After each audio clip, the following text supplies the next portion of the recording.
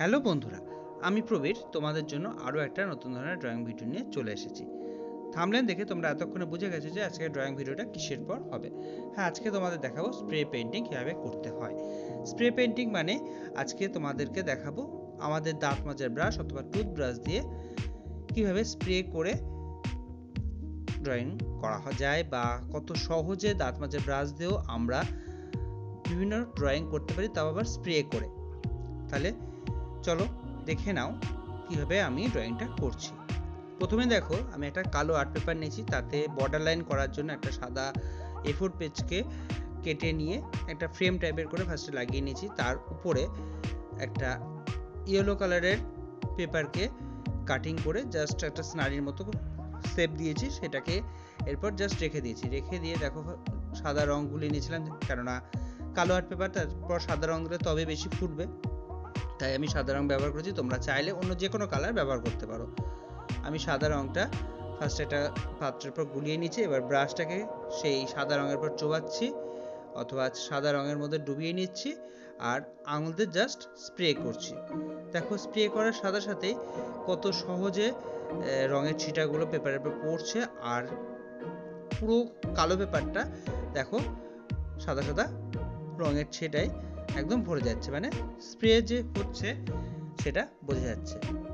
Spray হওয়ার পর বা স্প্রেটা কমপ্লিট করে ফেলার পর ড্রয়িংটা কত সুন্দর লাগবে সেটা দেখার জন্য অবশ্যই তোমাদেরকে পুরো ড্রয়িংটা দেখতে হবে। আর পুরো ড্রয়িংটা দেখে তোমাদের যদি ভালো লাগে তাহলে অবশ্যই আমার চ্যানেলটিকে সাবস্ক্রাইব করবে। চ্যানেলের নাম তোমরা দেখতেই পাচ্ছ, চ্যানেলের নাম হচ্ছে প্রবীর কুমার সাহা। আর যারা যারা ফেসবুকে আমার এই ভিডিওটি দেখবে তারা অবশ্যই আমার পেজটিকে ফলো করবে। ফেসবুক পেজের নামও এখানে দেওয়া আছে। ফেসবুক পেজের নাম হচ্ছে আর্টিস্টিক প্রবীর।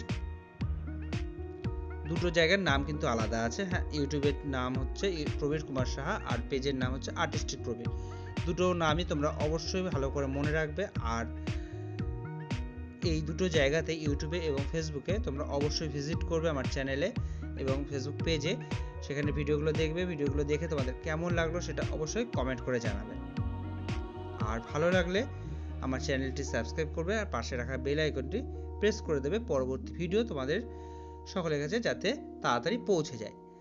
আর যারা যারা ফেসবুক পেজে এই ভিডিওটি দেখছো তারা অবশ্যই পেজটিকে ফলো করে পাশে রাখা ফেভারিট অপশনটি চুজ করে দিও। ইউটিউবের মতো ফেসবুকেও তোমরা সবার আগে ভিডিও পেয়ে যাবে। দেখো আমার স্প্রে করা কমপ্লিট হয়ে গেছে। আমি এখন একটা কাঁচির সাহায্যে খুব সাবধানে এই যে আগে কাগজের টুকরোগুলো কেটে রেখেছিলাম সেই টুকরোগুলোকে সরিয়ে নিচ্ছি। খুব সাবধানে সরাতে হবে, কেননা সাবধানে যদি না সরো রঙটা কিন্তু ঘেটে যেতে পারে, কারণ অনেক সময় কিছু রঙের ছেটা কাঁচা থেকে যেতে পারে। আমি সব কাগজের টুকরোগুলো তুলে নিচ্ছি। এবার দেখো কত সুন্দরভাবে আমি যে স্নাইটা করতে চেয়েছিলাম সেটা ফুটে উঠছে। এখানে একটু আমার গন্ডগোল হয়ে গেছিলো, তোমরাও খুব সাবধানে করবে, কারণ স্প্রে একটু মোটা পড়ে গেলেই কিন্তু ওই কাগজের তলাগুলো, কাগজের টুকরো যেগুলো আছে সেই টুকরোর তলায় রং চলে যেতে পারে, আর সেখানটা একটু সাদা রং বা যে রং ইউজ করবে তোমরা সেই রংটা লেগে যেতে পারে। আমারও লেগে গেছে, সেখানটা একটু মেকআপ করা হয়েছে। এবার দেখো ভিডিওটা কতটা সুন্দর হয়েছে বা ড্রয়িংটা কতটা সুন্দর হয়েছে। তোমরাও এই ড্রয়িংটা বাড়িতে প্র্যাকটিস করবে। আর তোমাদের ড্রয়িংটা কেমন হলো সেটা অবশ্যই আমাকে কমেন্ট সেকশানে অথবা ফেসবুক পেজের মাধ্যমে দেখাবে। ওকে, চলো আজকের মতো এখানেই টাটা।